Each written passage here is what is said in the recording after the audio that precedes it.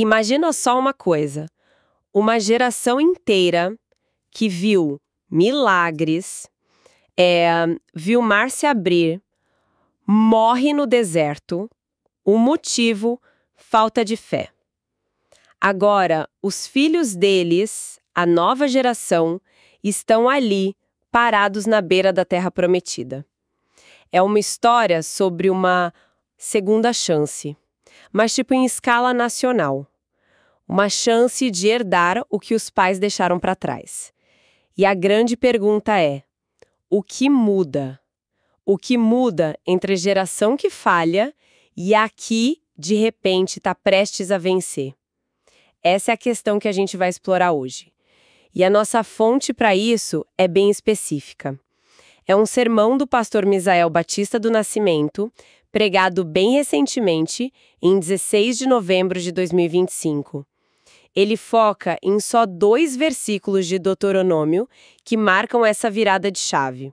Sabe, nossa missão aqui é entender por que essas vitórias militares de milhares de anos atrás são tão importantes. E, principalmente, como essa fonte conecta tudo isso com uma ideia bem atual, que é de andar com Deus. E o que é fascinante nesse sermão é que ele isola o mecanismo dessa segunda chance. Ele não foca tanto no fracasso da geração anterior, mas em 2 ações de Deus muito claras, quase estratégicas. A primeira é Deus capacitando o povo para a conquista, tipo, literalmente entregando o inimigo nas mãos deles. E a segunda, que talvez seja até mais interessante, é Deus preparando o terreno psicologicamente, espalhando medo entre os adversários antes mesmo da primeira batalha. Certo. Então vamos na primeira ação. É Deus dando a ordem de ataque, basicamente. O texto que o sermão usa é Deuteronômio 2.24 e ele é muito direto. Levantai-vos, parti, passai, eis aqui na tua mão tenho dado a Seom, passa a possuí-lo e contende com eles em peleja. Eu fico pensando na energia desses verbos, né? Levantar, partir, possuir, contender.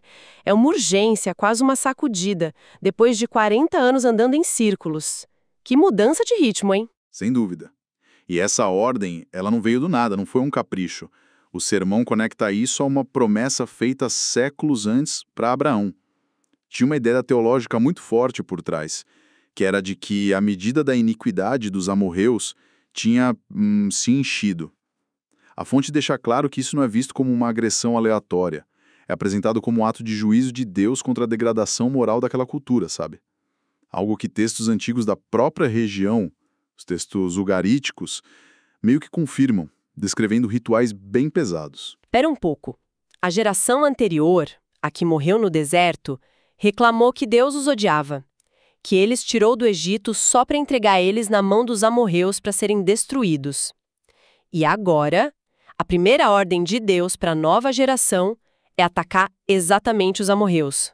Parece contraditório. O que mudou? Pois é, essa é a chave de tudo. É uma inversão de perspectiva espetacular. Onde a geração anterior viu ódio e armadilha, a nova geração ouve uma promessa. Tenho dado Seom, o amorreu, na tua mão. O inimigo é o mesmo, a situação é a mesma. O que mudou foi a disposição do povo em confiar, entende? E essa confiança não era passiva. A terra foi dada, mas o texto é claro. Eles precisavam possuí-la, precisavam contender em peleja. Ah, então a promessa não era um convite para sentar e assistir. Era o combustível para a ação deles. A vitória estava garantida, mas eles ainda precisavam lutar. Exatamente. A promessa divina não eliminava a responsabilidade humana. Pelo contrário, ela capacitava. A fé na promessa tinha que ser demonstrada com a obediência de ir para a luta. Era uma parceria. Ok, então Deus arma o povo dele com uma promessa e uma ordem. Mas e o outro lado da guerra? O que Deus fez para, digamos, desarmar os inimigos antes da luta começar? 25 é impressionante. Hoje começarei a meter o terror e o medo de ti aos povos. Os que ouvirem a tua fama tremerão diante de ti e se angustiarão. Aqui o foco muda. Deus não está mais só falando com Israel, ele está agindo diretamente nas emoções dos inimigos. Meter o terror e um medo. É uma linguagem muito, muito forte. Ele está basicamente dizendo que vai enfraquecer o inimigo de dentro para fora. E é mais profundo que isso. O sermão destaca que o texto apresenta a Deus como o Senhor sobre as emoções humanas. Ele não só comanda exércitos e a natureza, ele comanda o medo. A análise da fonte mergulha no hebraico e mostra que a palavra para se angustiarão vem de uma raiz que significa, tipo, torcer-se de dor. Não é um nervosismo qualquer. É uma imagem visceral, um pavor que causa dor física mesmo. E de onde vinha todo esse medo? Eles nunca tinham enfrentado Israel numa grande batalha antes, né? Certo. Mas eles já tinham ouvido as histórias. A análise que a gente tem aqui sugere que as notícias do que aconteceu no Egito, as pragas, o mar, essas notícias viajaram muito mais rápido que o exército. Então, quando Israel finalmente aparece na fronteira, eles não são um povo desconhecido. O nome do Deus deles já era por si só uma arma psicológica. O terreno emocional já estava preparado. Quer dizer que a vitória não começava no primeiro choque de espadas. Começava muito antes, sussurrada ao redor das fogueiras, nos corações dos adversários. É como se a batalha principal já estivesse ganha antes do primeiro soldado marchar. Deus age nos bastidores. Que estratégia completa! Então, no fim das contas, o que tudo isso significa? O sermão amarra esses pontos de uma forma muito poderosa. A mensagem central é que aquele período de disciplina, de vagar no deserto, tinha um ponto final. A travessia do rio Arnon não era só cruzar um ponto no mapa, era um símbolo. O fim do castigo e o início da conquista.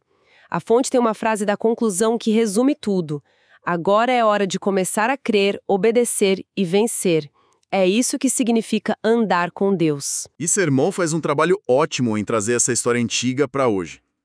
Ele destaca a obediência dessa nova geração.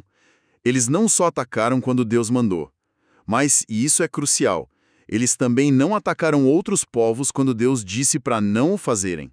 Eles aprenderam a ouvir. E a aplicação que ele propõe é que a nossa luta hoje é contra o pecado. Mas, e esse é o ponto mais importante, não é uma luta que a gente trava sozinho. É uma batalha que depende da fé na obra de Jesus e da força do Espírito Santo. E isso ajuda a gente a entender um conceito que às vezes soa complicado, né? O de guerra santa. A análise do sermão explica que para Israel a ideia central não era sobre ser um povo violento. Era sobre a crença de que o próprio Deus estava lutando no meio deles. A presença de Deus no campo de batalha tornava aquele espaço sagrado. Deus era o guerreiro divino. E essa ideia leva à analogia final do sermão, que é realmente inesquecível. O pregador usa um livro clássico do século XVII de John Bunyan, chamado A Guerra Santa. E nesse livro, a batalha não é por um território físico. A batalha é pela cidade de alma humana. É uma alegoria brilhante da luta espiritual que acontece dentro de cada um de nós. E a conexão que ele faz é genial. Assim como Deus colocou medo nos inimigos de Israel, a mensagem é que, quando dependemos de Deus, Ele pode colocar terror nos inimigos de nossa alma, nos preparando, nos dando coragem para vencer nossas batalhas internas. Uau! A imagem da batalha pela cidade da alma humana é muito, muito poderosa.